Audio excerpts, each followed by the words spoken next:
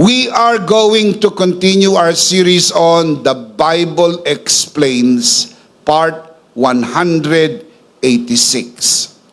Today, we are going to continue our mini-series within the big series of The Bible Explains, entitled 12 Timeless Principles of Grace, Part 5.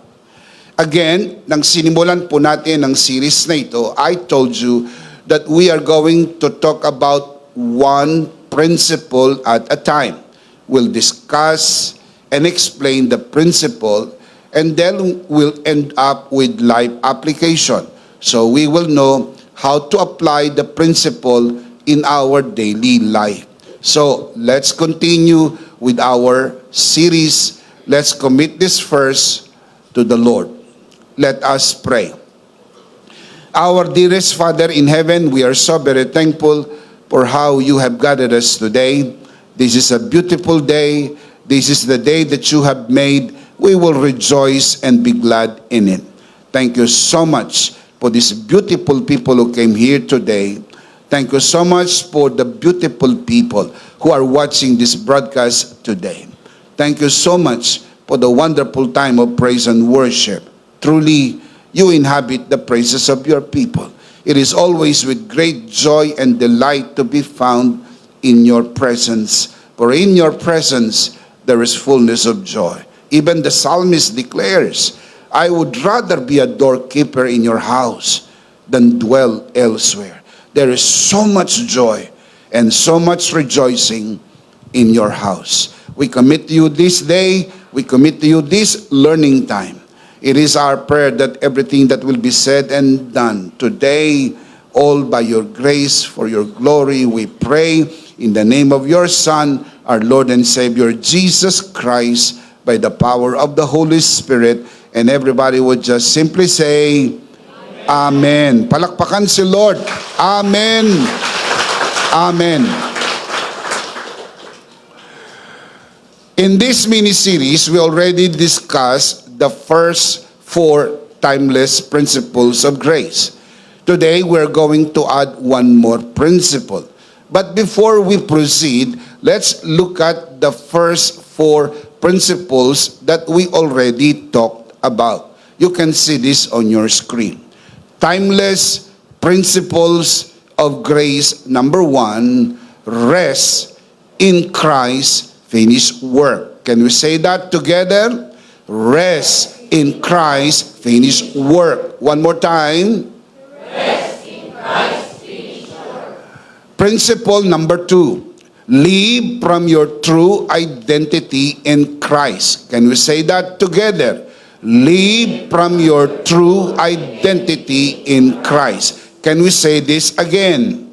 Live from your true identity in Christ. Number 3. Align every decision with grace. Let's say that together.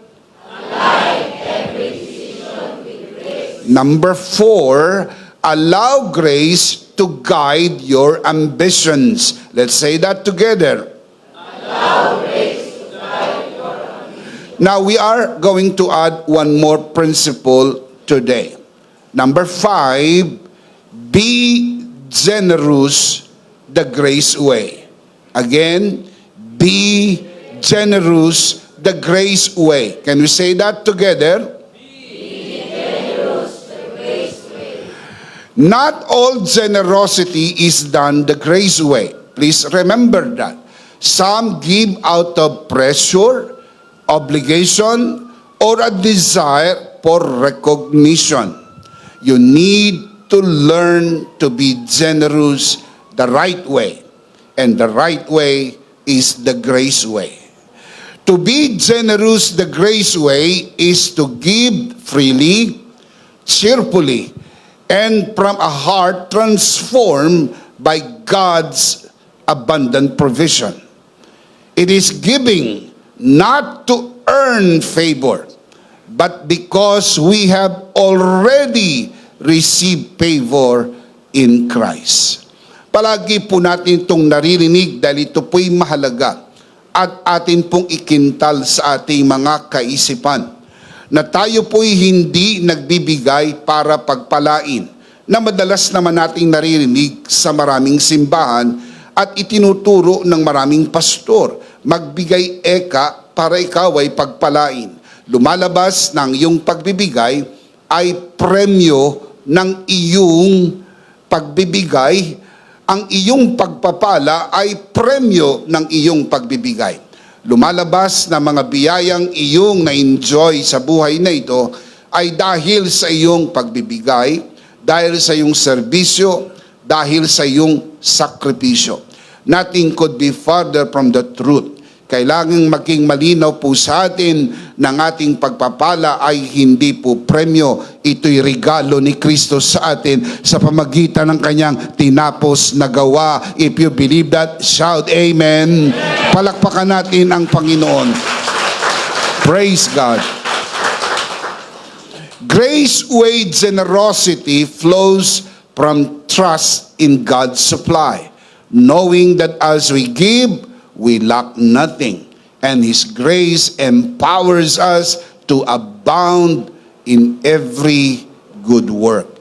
Ilagay po natin sa ating isip ng ating pagbibigay ay nagmumula sa ating pagtitiwala sa Diyos na tayo ay habang nagbibigay ay hindi po pagkukulangin ng ating Panginoon sa lahat ng ating pangangailangan. Ang kanyang biyaya ang nagpapalakas sa atin upang tayo'y makagawa ng mabuti at ang pagbibigay ay isang mabuting gawa. 2 Corinthians chapter 9 verse 8, the Apostle Paul writes, "And God is able to bless you abundantly." Now look at the purpose. What was in the mind of God? Why did God bless you abundantly? And God is able to bless you abundantly so that in all things, at all times, having all that you need, you will abound in every good work. Nilinaw ni Apostol Pablo ng ating pagpapala sa lahat ng panahon, sa lahat ng bagay ng ating pangailangan ay hindi dahil tayo po ay matapat na nagbibigay. Ito po'y pagpapala ng Diyos.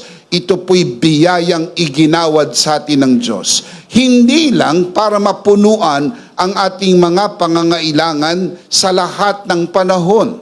Bahagi po yun, pero hindi po yun ang tanging dahilan kung bakit ikaw ay pinagpala ng Diyos. Now look at the verse again. God is able to bless you abundantly. What was in His mind? So that in all things, at all times, having all that you need, hindi ka magkukulang sa lahat ng iyong pangailangan. But it did not stop there. You will abound in every good work. Ang pagpapala na ibinigay sa iyo ng Diyos ay kasangkapan upang makagawa ka ng mabuti. Kaya ang pagbibigay, ang pagbabahagi ng mga pagpapalang iyong natatanggap ay mabuting gawa. Give, not out of duty, but out of delight. Give, not out of fear, but out of faith. Sa ibang simbahan, ang pagtuturo ng mga pastor tungkol sa pagbibigay ay kailangan mong gawin dahil pag hindi mo ginawa, ikaw ay parurusahan ng Diyos.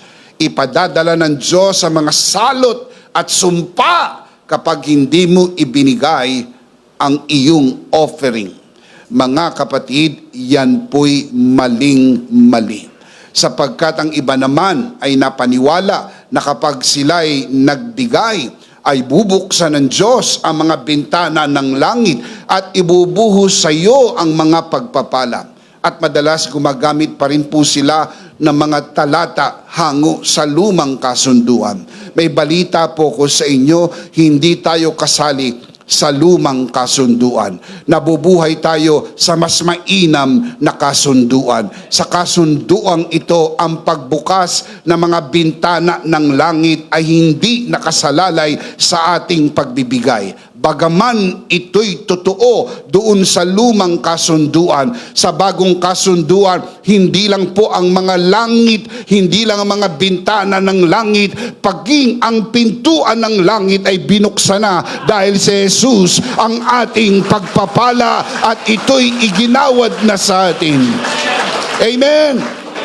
Ang yaman ng langit ay si Jesus. Ibinigay ng Diyos ang yaman ng langit sa atin. Ano pa ang hindi niya kayang ibigay sa atin?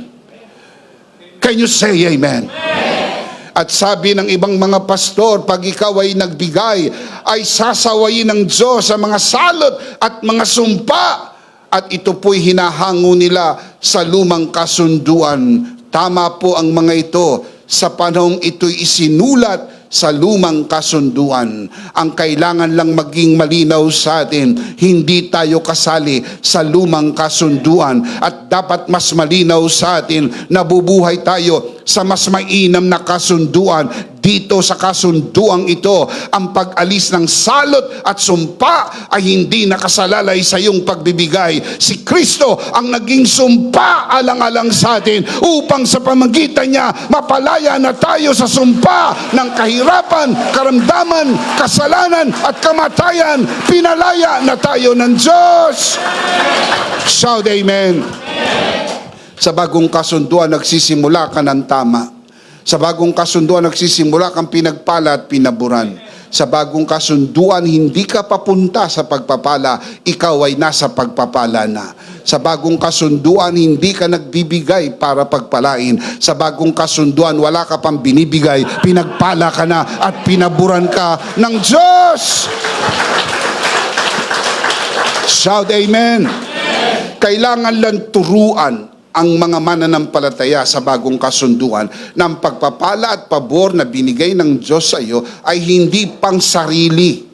Yun ang kailangan ituro, kailangan i-educate ang mga believers. It is not only for yourself. You have to understand this very carefully, that God has blessed you abundantly so that you will also do good works. Ang mabuting gawa ay hindi ho nakapagliligtas, pero ikaw ay iniligtas ng Diyos para sa mabuting gawa. Ang mabuting gawa ay hindi ho ugat ng kaligtasan. Ang mabuting gawa ay bunga ng kaligtasan. Hindi ka nagbibigay para maligtas. Ikaw ay iniligtas, pinagpala at pinaburan, at lahat ng biyaya iginawad sa iyo ng Diyos upang sa pamagitan ng pagpapalang iyong natanggap, makagawa ka ng mabuti, sapagkat ang paggawa ng mabuti ay mabuti para sa atin dahil ang Diyos ay mabuti. Palakpakan si Lord. Come on, give Him praise. Hallelujah. Come on, give Him praise, give Him praise, give Him praise.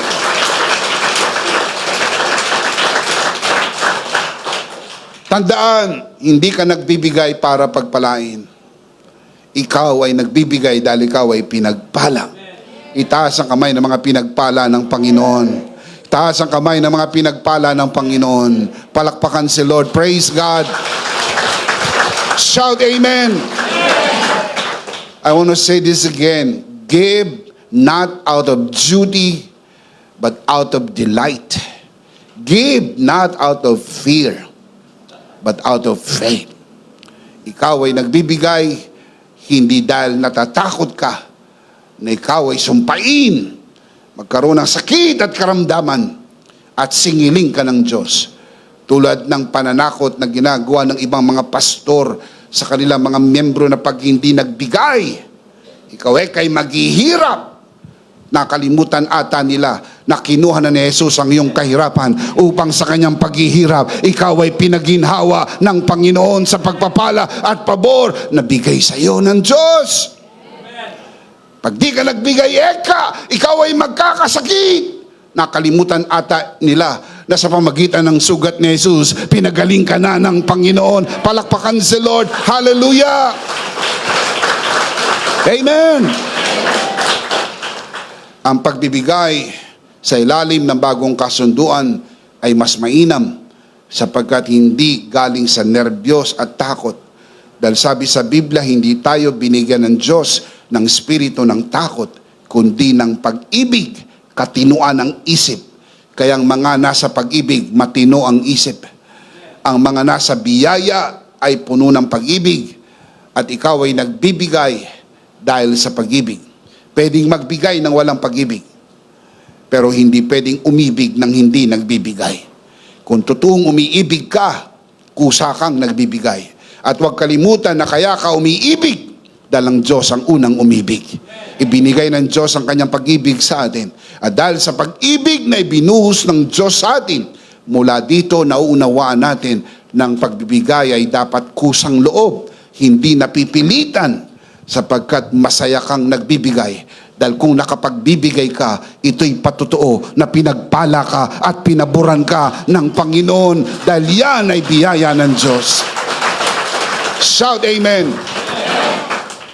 Let me share with you today the 3 aspects of grace way giving.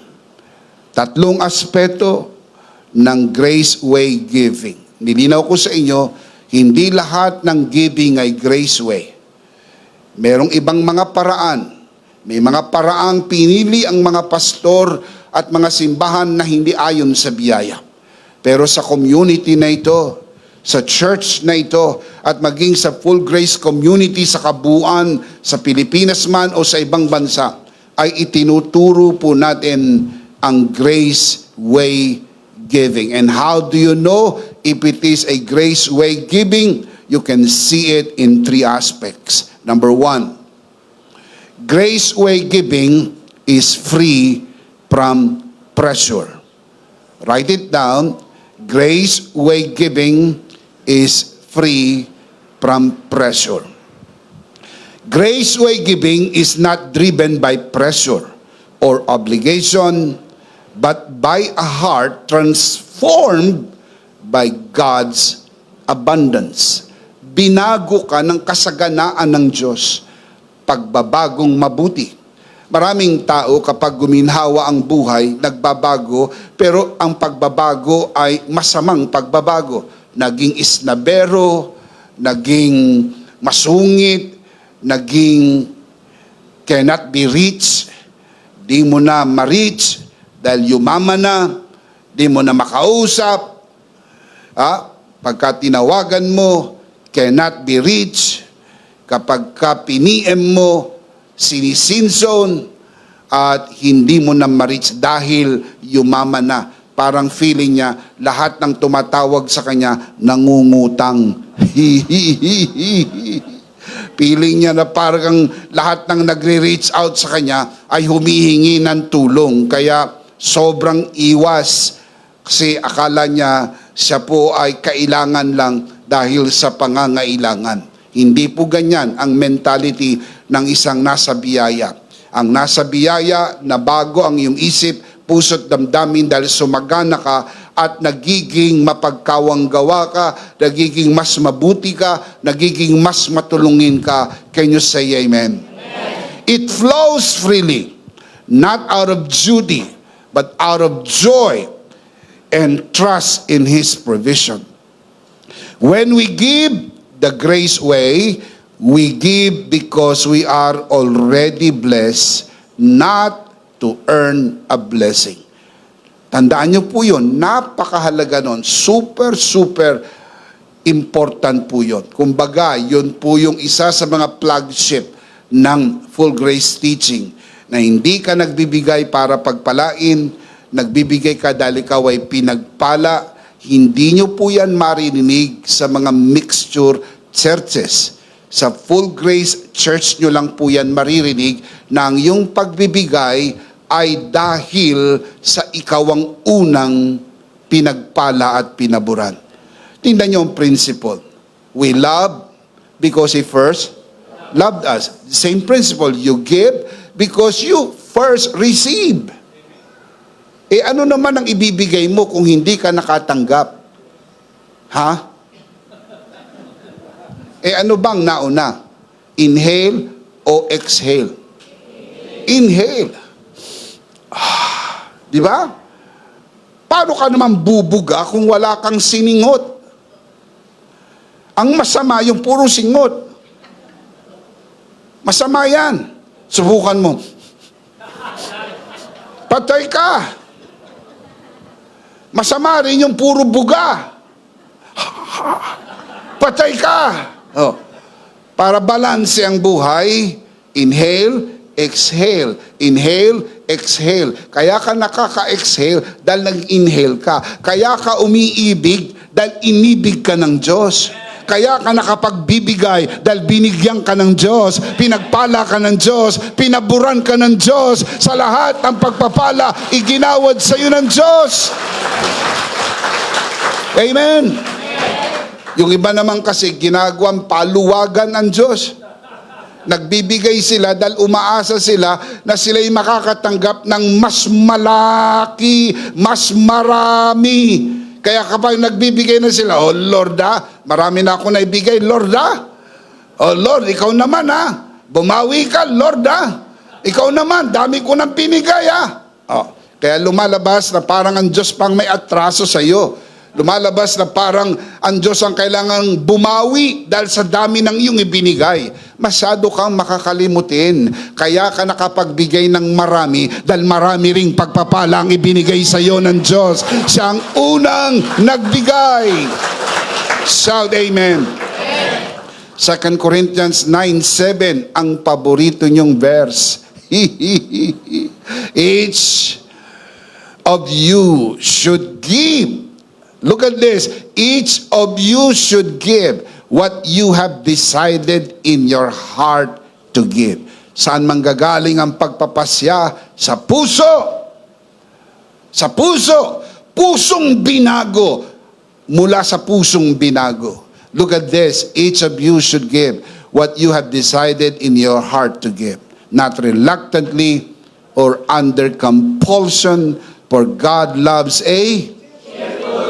Napansin niyo po ang connection ng cheerful giving because you are giving from the heart. Masaya ka sa puso na nagbibigay ka at ito'y nalulugod ang Diyos sapagkat natutuwa siya ng kanyang mga anak ay mapagbigay tulad ng ating amang sumasalangit, mapagbigay. Ang mga anak ng Diyos ay mapagbigay din. Shout amen. Palakpakan ng malakas ang Panginoon. Praise God. Legalistic generosity is motivated by duty, fear, or manipulation. But grace-way generosity is voluntary and joyful. So yun po ang katangian ng grace-way giving. Voluntaryo at saka masaya. When we give under grace, we are not burdened by rules or external expectations. Instead, we give from a heart overflowing with grace. Hindi ka nagbibigay dahil po sa mga man-made rules. Hindi ka rin nagbibigay dahil sa mga external expectations.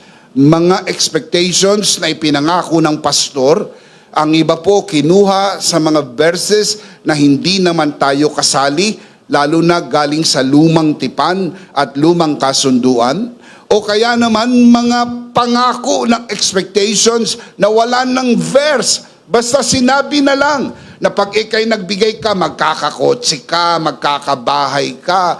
Pag nagbigay ka, magkakaasawa ka. Eh ang problema, yung nasabihan may asawa na.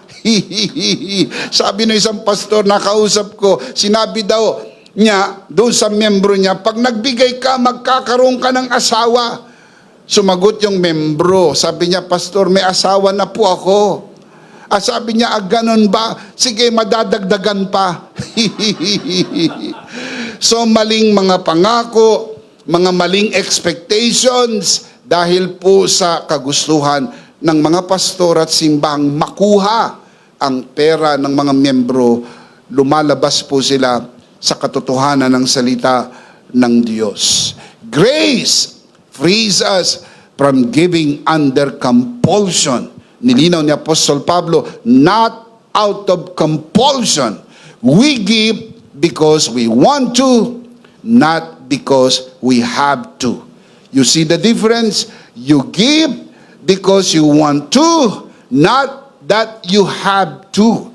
If you have to, mga kapatid, under compulsion po yun. Pinipilit ka, pinipiga ka, tinatakot ka, pinagbabantaan ka. Pag di ka nagbigay, sisingilin ng Diyos yan. Mapupunta yan sa sakit, mapupunta yan sa ospital, mapupunta yan sa mga pagkalugi, etc., etc. Kaya yung ibang mga tao, out of nervyos, sa takot na sila ay huwag magkasakit, sa takot na sila ay huwag malugi, sila ay nagbibigay. Generous din po. Kaya lang yun po'y maling generosity. Kaya nga tinuturo po natin sa principle number 5, be generous the grace way. Because the grace way is the right way. A cheerful giver understands that giving is a privilege, not a burden. Kapag nabibigatan ka, tigilan mo na. Sapagkat hindi po yan grasya. Tawag diyan disgrasya. Kailangan hindi ka nabibigatan. Kailangan masaya ka lang nagsisimba. Kailangan masaya ka lang naglilingkod. Kailangan masaya ka lang nagbibigay. Dahil kapag naramdaman mo na parang kinakaladkad mo na ang iyong sarili and you are dragging yourself at parang napipilitan ka na lang, then you better stop. Sapagkat ang mga ganyang klase ng paglilingkod ay walang katampatang gantimpala. Dahil ang paglilingkod na ginagantimpalaan ng Panginoon ay ang paglilingkod na mula sa puso, masaya at punong-puno ng pagmamahal at pagkilala na kaya ka naman nakapaglilingkod dahil niligtas ka ng Panginoon. Kaya ka naman nakapagbibigay dahil pinagpala ka ng Diyos. Kaya ka nakakapagtrabaho dahil wala kang sakit. Kaya ka walang sakit, pinagaling ka ng Panginoon. Pinagpala, pinaburan, malusog, malakas, masigla. Shout amen. Keep this in your mind. Under grace, generosity is not transactional. We don't give to earn something from God, but because we have already received from Him. Naintindihan ko po ang mga Bible verses na ginagamit ng karamihang mga pastor mula po sa lumang tipan. Na pag nagbigay ka, bubuksan ng Diyos ang mga bintana ng langit at ibubuhos ang mga pagpapala. Naiintindihan ko po yun. Yun po yung mga verses na madalas ginagamit. At parang transactional. Kapag nagbigay ka, bubuksan ang bintana ng langit at pagpapalain ka. Now, yun po ay tama. Hindi ko po yun sinasabing mali.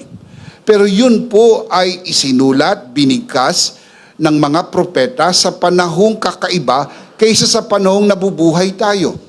Yung po yung panahong mababasa po ninyo na hindi pa po naparito ang Panginoong Jesucristo. Yung po yung panahon na wala pang finished work. Yung po yung panahon na wala pang nabayubay sa krus ng Kalbaryo upang tayo ay iligtas, hanguin sa kahirapan, akuin niya ang sumpa at tayo palayain sa sumpa. Yun po ibang panahon kaysa sa panahon ngayon. Ang lumang tipan ay kasunduan ng Diyos at ng tao. Makinig pong maigi. Ang bagong tipan o ang bagong kasunduan ay kasunduan ng Diyos sa kanyang anak. Kasunduan ng Ama sa kanyang anak. Silang dalawa ang nagkasundo. Hindi tayo kasali sa kasunduang ito. Sa bagong kasunduan, nakikinabang tayo sa napagkasunduan nila. At maliwanag sa kanilang napagkasunduan na ang sino mang na kay Kristo, sinabi ng Ama, ang sino mang nasa iyo, ang sino mang na kay Kristo ay pinagpala at pinaburan. Ang sino mang na kay Kristo, pinatawad, ligtas, magpakailan-kailan paman. Shout amen! Yun po yung new covenant. That is why we are giving the grace way. Mga kapatid, nagiging tampulan ng pagtatalo madalas ang issue ng pagbibigay sapagkat marami pa rin po ang kanilang pamamaraan ay mula sa lumang kasunduan, gayong ang tao sa panahon ngayon ay nabubuhay sa bagong kasunduan, mas mainam na kasunduan ayon sa biyaya ng ating Panginoon. Dito sa bagong kasunduan, pinagpala ka na ng Panginoon. Dito sa bagong kasunduan, wala ng transaksyon sa iyo at sa Diyos. Ang transaksyon ay sa Ama at sa Kanyang Anak. Tapos na ang transaksyon na ito.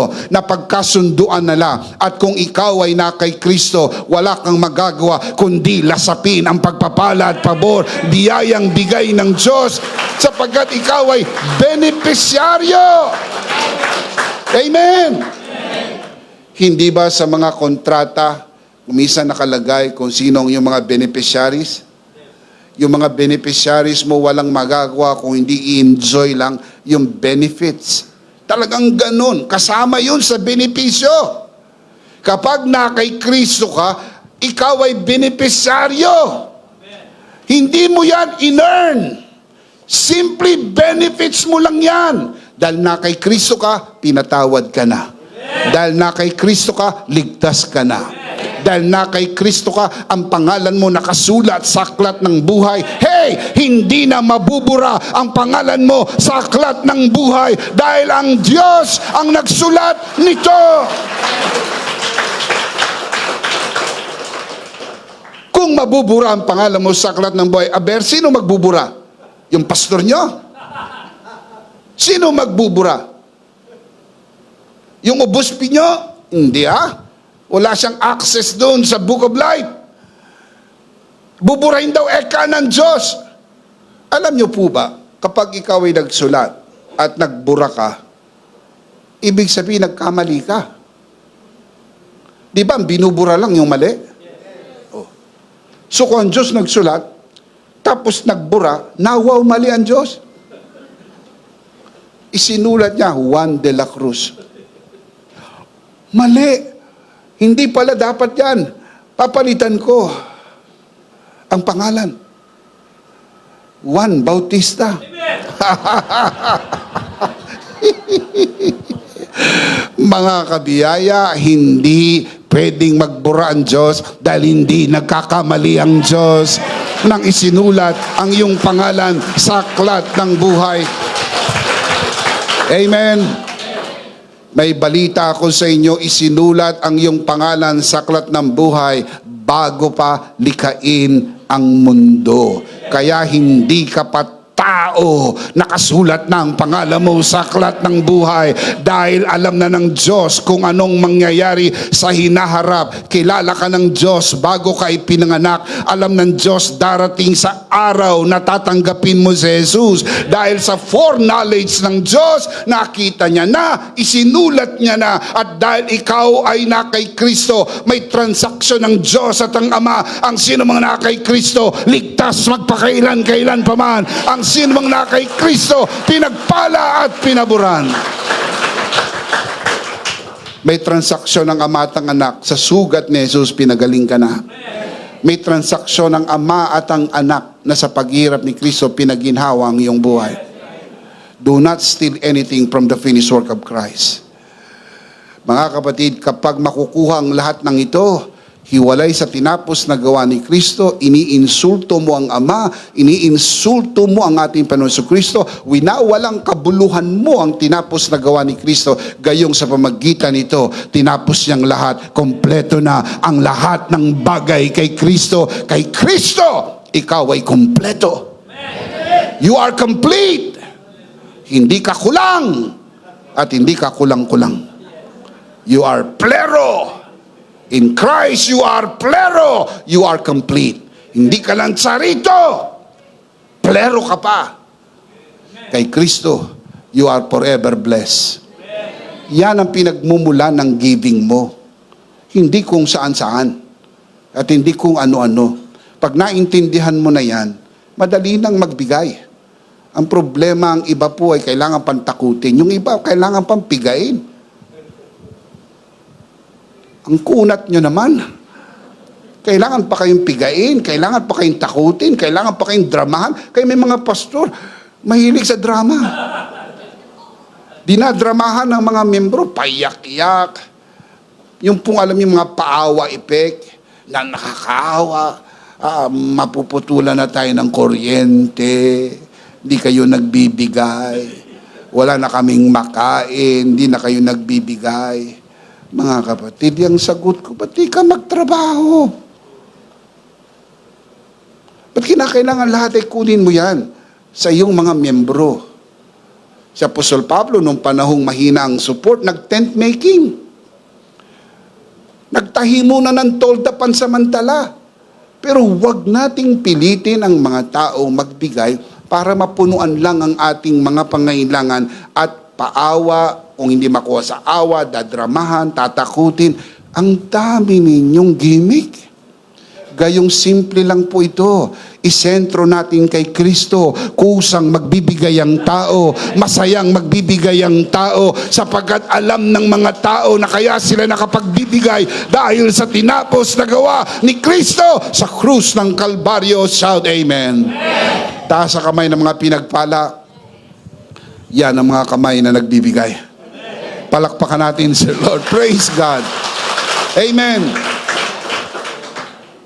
Number 2, the grace way giving, trust in God's supply.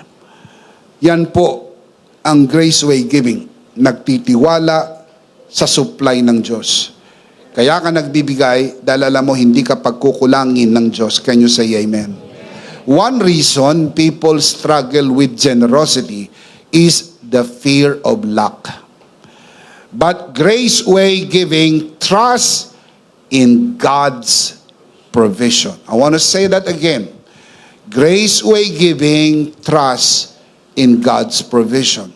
When we truly believe that God is our provider, generosity becomes a natural expression of faith. Kusa na lang yan. Tatanungin ko nga po kayo, pinag-iisipan niyo po bang huminga?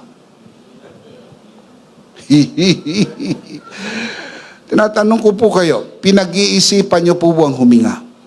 Hindi na. Mabuti naman. Dahil kung pinag-iisipan niyong huminga, nangangamba ko baka makalimutan yung huminga.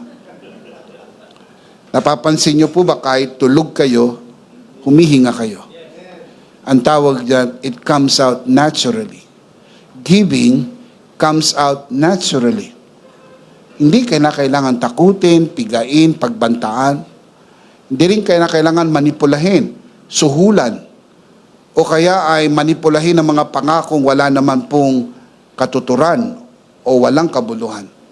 Marami po napapatangay sa ganyang klase sapagkat nangangamba sila na pag sila'y nagbigay, baka sila kulangin, kakapusin yung budget nila, baka hindi mapunuan yung pangangailangan nila. Hindi po. Ang totoo po niyan, kaya ka nakapagbibigay dahil pinuno ng Diyos muna ang iyong mga pangangailangan. Can you say amen? 2 Corinthians 9:11. Look at this. You will be enriched in every way. Look at the purpose. So that you can be generous on every occasion. Napansin niyo po ang continuity? Ang generosity ay resulta po ng enrichment. God has enriched you first. God has enriched you first. Pinayaman ka, pinaunlad ka, pinunuan ang iyong pangailangan. God has enriched you in every way. Look at the result, so that you can be generous on every occasion. Yung generosity mo ay exhale. Ang inhale mo, in-enrich ka ng Diyos ng mga pagpapala, and then you exhale by generosity. And through us, your generosity will result in thanksgiving to God. Grace way generosity does not fear running out because it trusts that God will always supply. Ang grace way giving po hindi natatakot na mauubusan. Dahil tandaan nyo, hindi nauubusan ang pagpapala ang Diyos. At dumadaloy ang pagpapala. Kung hindi ka magbabawas, hindi ka magbibigay, at puno na, saan mo pa ilalagay? Tandaan nyo, pag may baso, puno na, pag sinalinan at puno na, ano nang susunod? Aapaw na. Kaya hindi mo talaga makikip lahat.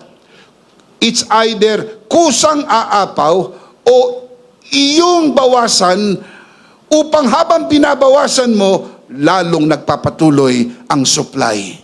It's up to you. Pero hindi mo yan na-earn.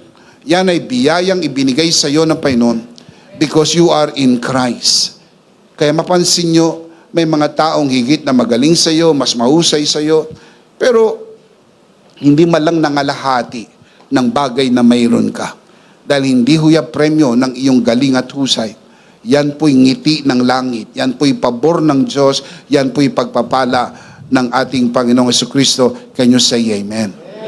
Listen, God enriches us not just financially, but in all areas of life so that we can be a blessing. Tignan ninyo, kahit marami kang pera, kung bat-bat ka ng sakit, saan mapupunta yung pera mo? Sa pagpapagamot lang. Napansin nyo, parang malakas nga ang pasok, pero ang laki ng butas. So pumapasok lang, lumalabas din. Kasi doon lang napupunta. So naisip mo, hindi lang naman pala pera ang pagpapala. Yung wala akong sakit, pagpapala na ng Panginoon. Pagpapala na ng Panginoon. Amen.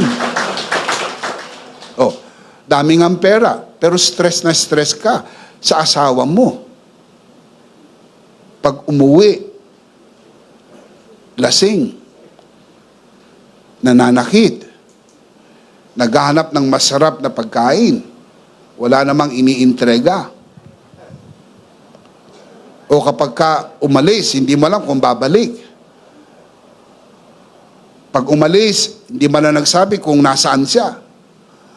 Alalang-alala ka. Sipin mo yon, dami mong ang pera, na-stress ka naman. Grabe na yan. Kaya yung ikaw ay may mabait na asawa, pagpapala na ng Diyos. Kaya pasalamatan niyo ang Diyos sa mga mababait na asawa.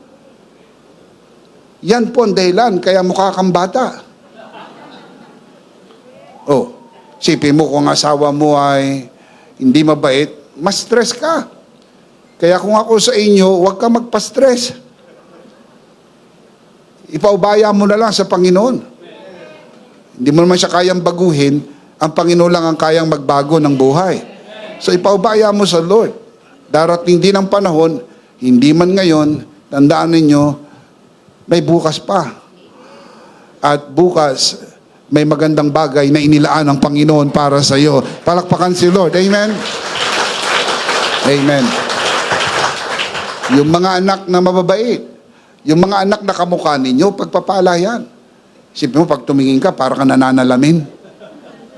O hindi ba, gustong-gusto mo yung mukha mo, pag tumingin ka sa anak mo, nakikita mo yung mukha mo, di, dobling pagpapala yan.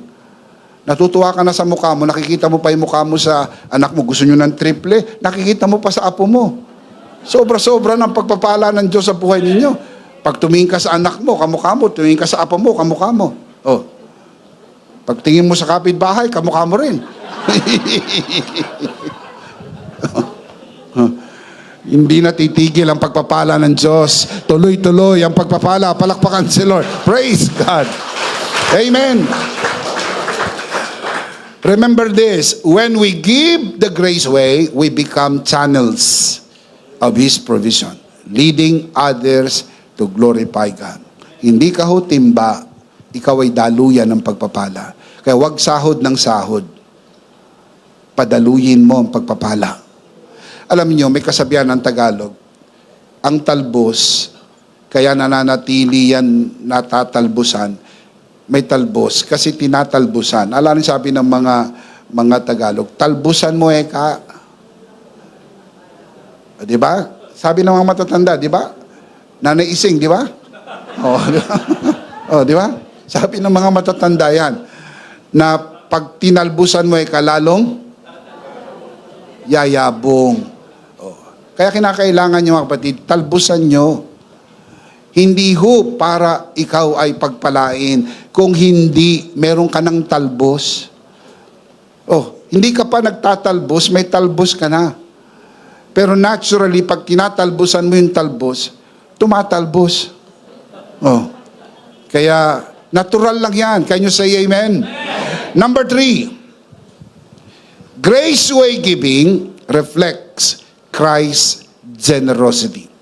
Si Kristo po talaga ang best example ng generosity. Kaya kapag ikaw ay nagbibigay the grace way, nire-reflect mo, ipinapakita mo yung generosity ni Kristo. Jesus is the ultimate example of grace way generosity. He gave up everything so that we could receive salvation, blessing, and favor.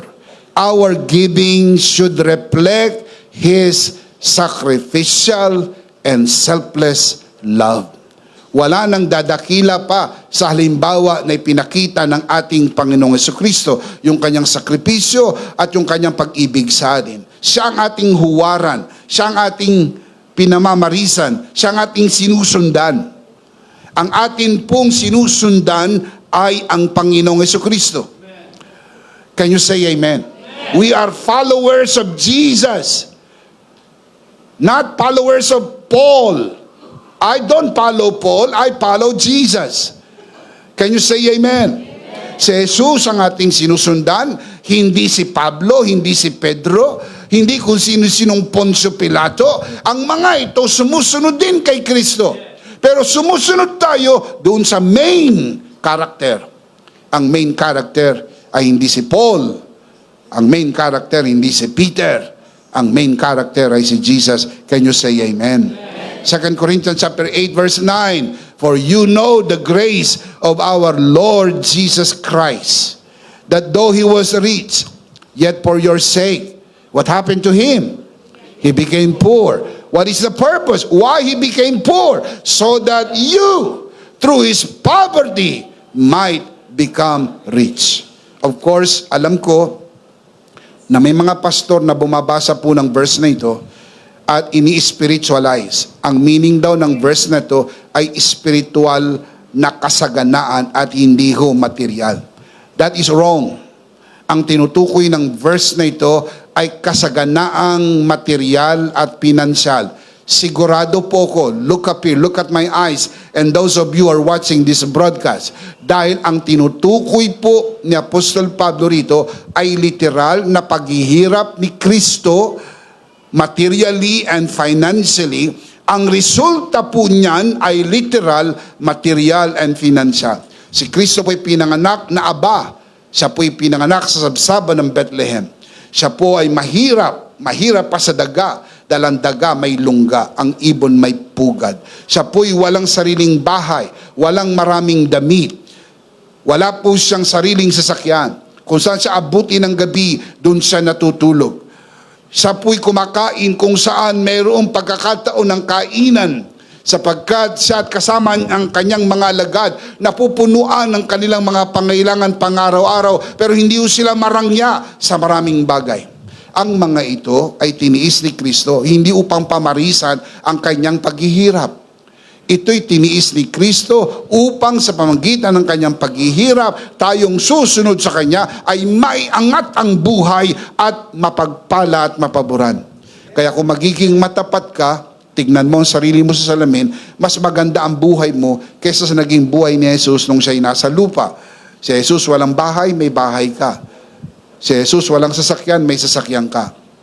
Si Jesus walang maraming damit, halos hindi ka nag-uulit ng damit. Mas maganda ang buhay mo, mas magaang ang buhay mo. Si Jesus ipinanganak sa sabsaban ng Bethlehem, pinanganak ka sa mamahaling ospital. Si Jesus walang memorial plan, ikaw buhay pa, may paglilibingan na. So tignan mo ngayon ang buhay mo. Bakit gumanda ang buhay mo? Ba't naging ganyan ang buhay mo? Sapagkat kinuha ni Kristo ang iyong kahirapan. Dahil sa likod ng kanyang isip, matapos ko ang lahat ng ito, lahat ng sasampalataya sa akin, iaangat ko ang buhay, pagpapalain ko ang buhay. Shout amen! Yun ang naging transaksyon ng ama at ng anak. Nagkasundo sila. Blessed be the God and Father of our Lord Jesus Christ, who has blessed us with every spiritual blessing in heavenly places in Christ. Are you in Christ? Amen. Ephesians chapter 1 verse 3. Pag na kay Kristo ka, pinagpala ka at pinaburan. Can you say amen? Amen. Grace way generosity does not seek recognition. It reflects Christ's humility. Hindi ka nagbibigay para maging tanyag. Di ba sabi sa Bible, ang binigay ng kanan, wag nang malaman ng kaliwa. Kaya po, ang offering po ninyo, ang inyong envelope, walang pangalan. Hindi nakasulat ang inyong pangalan.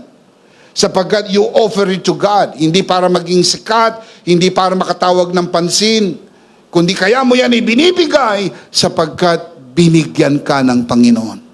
Pinagpala ka ng Panginoon. Can you say amen? As we give with a heart like Christ, we demonstrate the gospel of grace in action. Kumikilos ang gospel of grace kapag tayo po ay nagbibigay katulad ng halimbawa na ipinakita ng ating Panginoong Hesukristo. Let's look at this again. The grace way giving. 3 aspects of the grace way giving. Basahin natin ng malakas, sabay-sabay. Sit up straight. The grace way giving. Ready? Number 1, grace way giving is free from pressure. Number 2, grace way giving is trust in God's supply. Number 3, grace way giving reflects Christ's generosity. Can you say amen? Na ngayong alam na natin ang tatlong aspeto na ito, how can we apply this into our lives? This is what we call the life application. I'll give you 3 life application.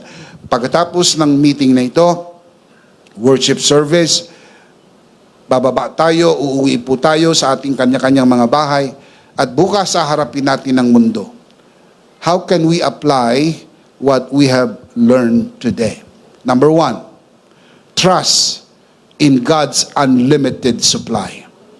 Magtiwala sa hindi nauubos na pagpapala ng Diyos. Do not be afraid to give. God promises that you will never lack when you trust Him. Again, tignan niyo po ang pangako. You will never lack when you trust Him. I did not say, you will never lack when you give. No, I did not say that. Mixture pastors will say that. What we say is very clear. Do not be afraid. Do not be afraid to give. God promises that you will never lack when you trust Him. Because when you trust Him, you give. Ang hindi ka pagkukulangin, hindi dahil nagbigay ka, kundi dahil nagtiwala ka. Yung tiwala mo sa Panginoon. Remind yourself, giving the grace way means I give because I am already blessed. Ang pagpapala mo, hindi mo kayang premyohan. Hindi mo kayang bilhin o bayaran. Binayaran ito ni Kristo sa krus para sa iyo. Can you say amen? Tatanungin ko kayo, paano mong babayaran ang bayad na? Paano mong dadagdagan ang kompleto na? Paano mong tatapusin ang tapos na? Hindi mo pwedeng tapusin ang tapos na. Hindi mo pwedeng dagdagan ang kompleto na. Hindi mo rin pwedeng bayaran ang bayad na. Mahalaga yung full understanding ng finished work. Dahil pag naintindihan mo yon, ang pagbibigay ay kusa na lang sapagkat kaya ka nagbibigay dahil siyang unang nagbigay sa iyo. Can you say amen? Hindi ka magkukulang dahil nagtitiwala ka sa Panginoon. Psalms 34 verse 10. The lions may grow weak and hungry, but those who seek the Lord, those who trust the Lord, those who seek the Lord lack no good thing. Can you say amen?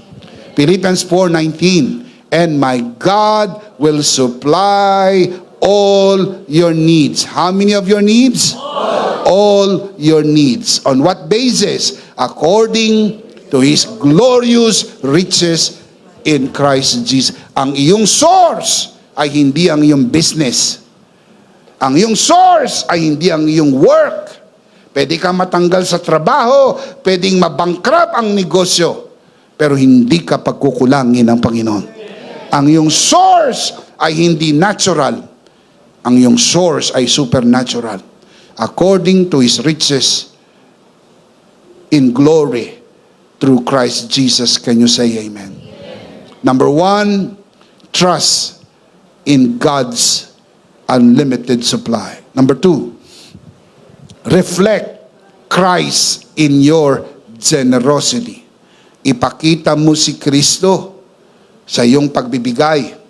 Siyang i-reflect mo, siyang ibida mo, siyang mapansin sa iyong pagbibigay. Maging reflection ka ng generosity ng ating Panginoong Hesukristo. Give, not for attention or praise, but to demonstrate the grace of Christ. Follow His example.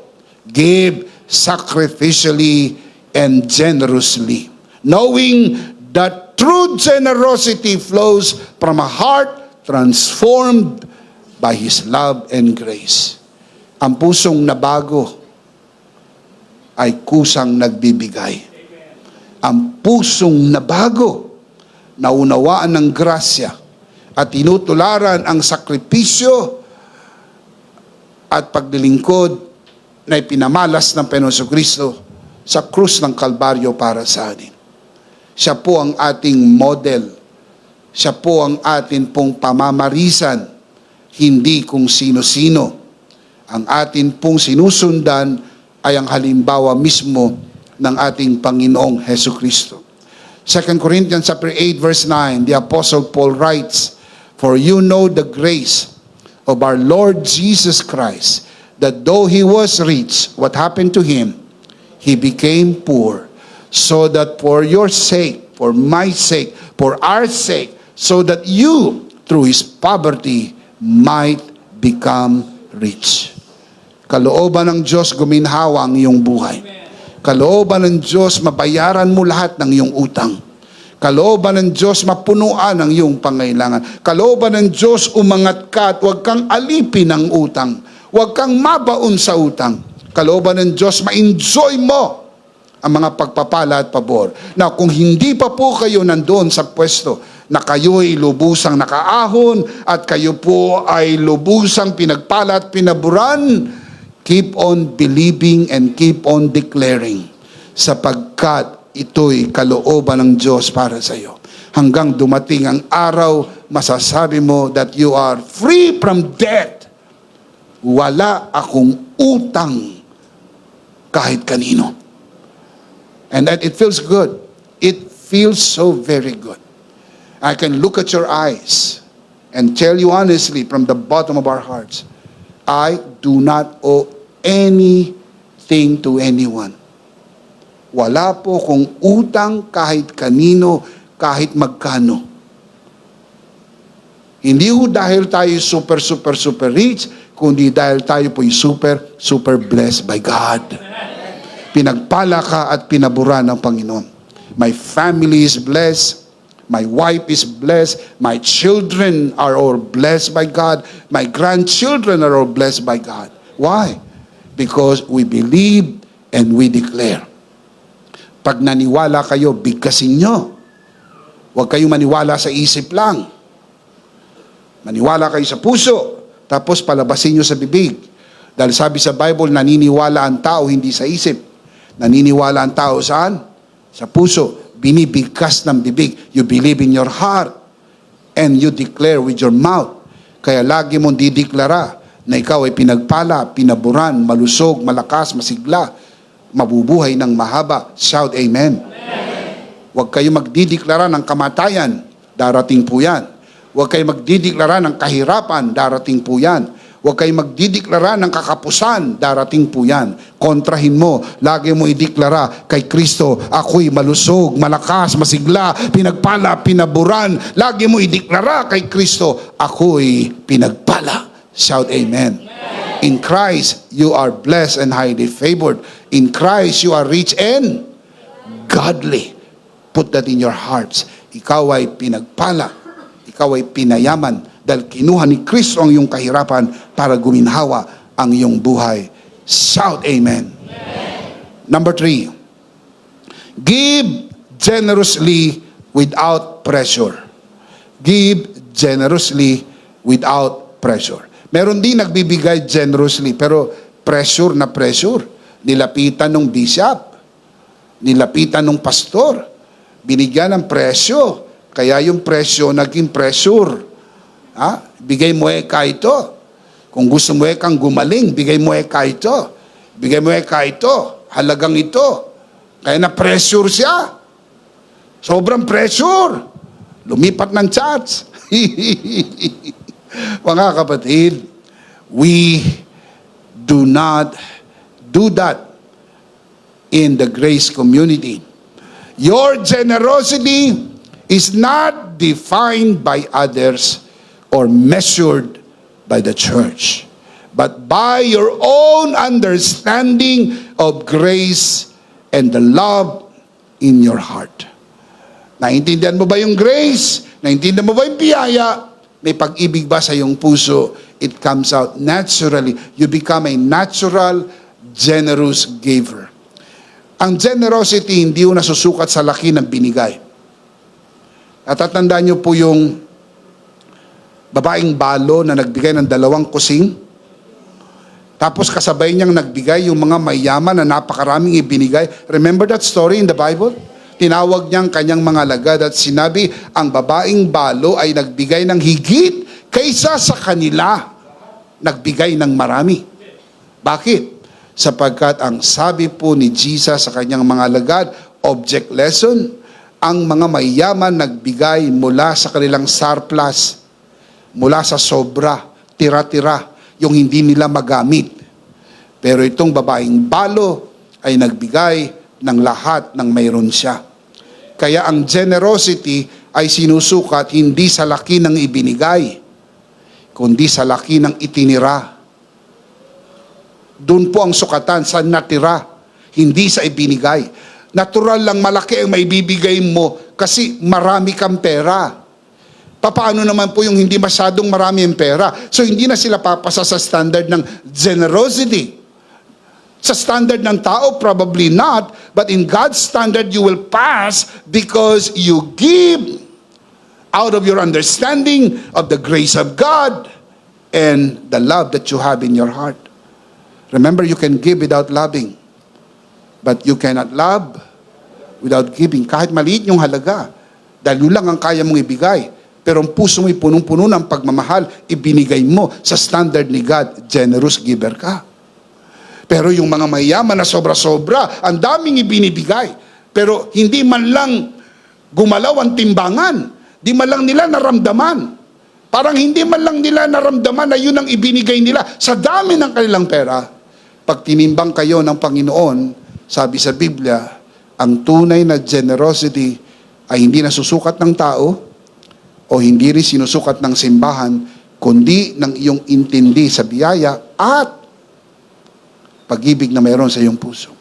Give, not out of pressure, but out of overflow of God's grace in your life, knowing that He sees the heart behind every gift. I want to say that again. God sees the heart behind every gift. Bawat kaloob, nakikita ng Diyos ang puso sa likod nito. Ang interes ng Diyos, hindi ho doon sa kaloob, doon sa nagkakaloob, sa puso ng nagkakaloob. Can you say amen? Always remember, you cannot be underwater and not be wet, any more than being under grace and not be generous. Please remember that. When you're underwater, sure you're wet. When you are under grace, you're generous. Why I say that? I have traveled to 30 countries across 4 continents and to many places throughout the Philippines, Luzon, Visayas, and Mindanao. Yet I have never met anyone truly living under grace who is not generous. Malayo-layo na rin ang pinagdalhan sa amin ng Panginoon.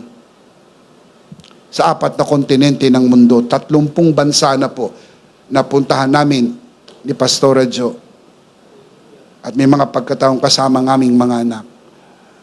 Sa Pilipinas, marami na rin po kami napuntahan ng mga major places, Luzon, Visayas at Mindanao. Pero wala pa po ako nakita na people or even one person in particular under grace na hindi generous. Lahat ng na-encounter naming under grace are very generous people. Hindi po pare-pares ang sukat, kung hindi very generous silang lahat. In their own way, in their own little way, they're very generous. Kasi hindi mo kailangan turuan ng generosity ang taong nasa ilalim ng biyaya. Alam niyang maging generous. Natural sa kanyang maging generous sapagkat natanggap niya ang generous grace of God. Grace always transforms the heart. And a heart transformed by grace overflows with generosity. I like that. I want to say that again. Grace always transforms the heart. And a heart transformed by grace overflows with generosity. It comes out naturally. Let's see them again. 3 live application. You can see this on your screen. Basahin natin ng malakas, sabay-sabay, maging sa mga nanonood sa broadcast. I just pray that we learn this today so we know how to be generous the grace way. Basa, malakas, sabay-sabay. Number 1. Trust in God's unlimited supply. Number 2. Reflect Christ in your generosity. And number 3. Give generously without pressure. Remember, trust in God's unlimited supply. Reflect Christ in your generosity. Give generously without pressure. The big idea is, in Christ, I am a generous giver. I believe that to be true. And if you believe that too, say amen. Everybody say, what is the big idea? In Christ, I am a generous giver. Of course, we do not want to end the broadcast without giving you the opportunity to receive Jesus today and be saved. And let me just remind everyone that you are seeing this broadcast because there are generous givers in this gathering. There are generous givers in our community who support and provide so much so we can broadcast this message to you. And you are receiving this through the generosity of these beautiful people in this community. And we do not want to end this broadcast without giving you the opportunity to receive Jesus, be saved. Hayaan mo baguhin ng biyaya ng Diyos ang iyong buhay. Iligtas ka, maunawaan mo ang kanyang grasya. And 2, you become a generous giver as you understand the generous grace of God. Manalangin tayo ng pagtanggap. Itaas natin ang ating 2 kamay. Lahat ng narito sa bulwagan na ito at maging sa mga nanonood sa broadcast, let us pray. Sumunod po kayo sa panalangin na ito at ariin nyo na isang personal mong panalangin. Panginoong Jesus, ako po'y makasalanan. Hindi ko po kayang iligtas ang aking sarili. Ako'y mapapahamak ng hiwalay sa iyo. Narinig ko po ang mabuting balita. Ako po'y naniniwala. Tinatanggap kita sa aking puso bilang aking Panginoon at aking tagapagligtas. Salamat po pinatawad mo na ang aking mga kasalanan. Isinulat mo na ang aking pangalan sa aklat ng buhay. Sa pangalan ni Jesus, Amen. Ako na lang po mananalangin. Ama, sa oras na ito, pinagkakatiwala ko po sa iyong harapan ang sino mang sumunod sa panalangin ng pagtanggap sa unang pagkakataon. Pinagkakatiwala po namin sila sa iyong kagandahang loob na sila ay lumago sa biyaya at sa bagong natagpuang pananampalataya sa pangalan ng Panginoon Jesus. Tayong lahat ay magsabi ng Amen. Palakpakan si Lord. Amen. Praise God. Kung tinanggap mo ang Panginoon Jesus sa iyong puso bilang Panginoon at sarili mong tagapagligtas, nakikigalak kami sa inyo at sinasabi namin mula sa ikaibuturan ng aming puso, welcome to the family of God. Palakpakan si Lord. Welcome! Welcome to the family of God. Tayo po ay dumako sa gawain ng banal na komunyon. Kunin po natin ang ating communion elements. And let's do this together, mga kabiyaya.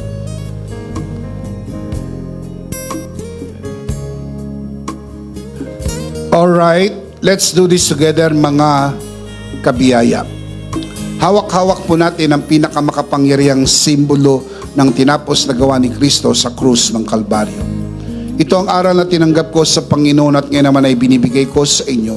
Nang gabing siya'y pagkanuloy dumampot siya ng tinapay, kanyang pinagpira-piraso at kanyang sinabi, ito ang aking katawan na pinagpira-piraso dahil sa inyo. Gawin niyo to bilang pag-alaala sa akin. Sabay-sabay po natin gawin.